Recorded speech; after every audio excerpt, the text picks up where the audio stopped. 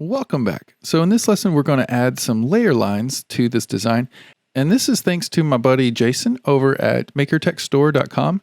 He sent me an email a few weeks ago about how to add layer lines with Blender. And I thought it was really awesome. So I asked him if I could show and share with you guys. And he said, certainly. So I'll put a download link below and make sure to go check out his site if you want to buy some gear or some filament. And he's out here in Nashville.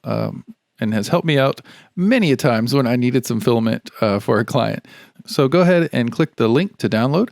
And then once you've got the file downloaded, it's just a Blender file, we're going to add this material that he's made into our studio. So to do that, we're going to go File, and then we're going to Append, which essentially means like grab or get.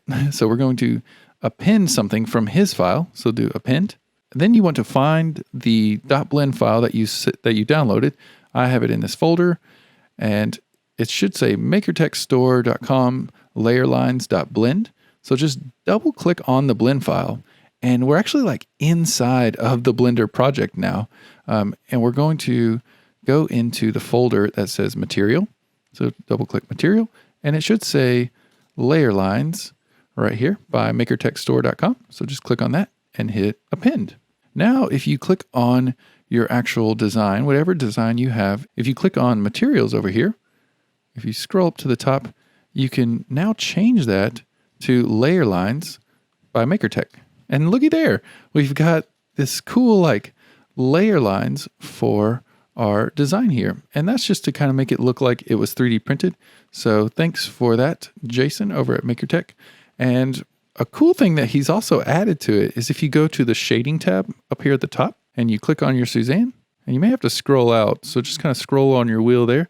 And then I'm just panning to kind of center this up. And there's a lot of nodes going on, but you don't have to worry about any of those. The only thing you have to worry about is if you want to change the color. And that's this top one right here. It should be red on yours or blue.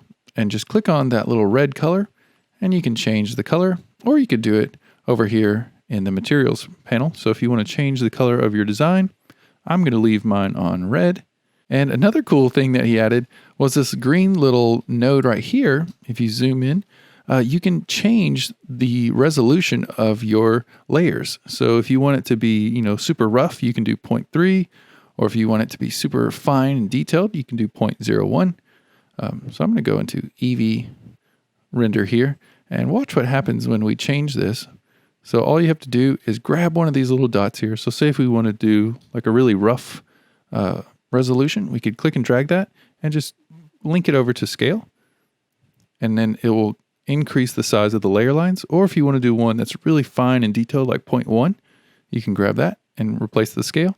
And now it's like you have a high quality print, with a very, very small layer lines. So that is super helpful, and I thought it was really cool.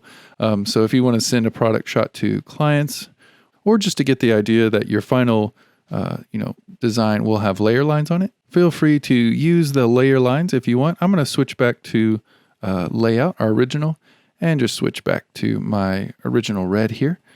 And let's go into the next lesson where we're going to add some 360s and export out some videos.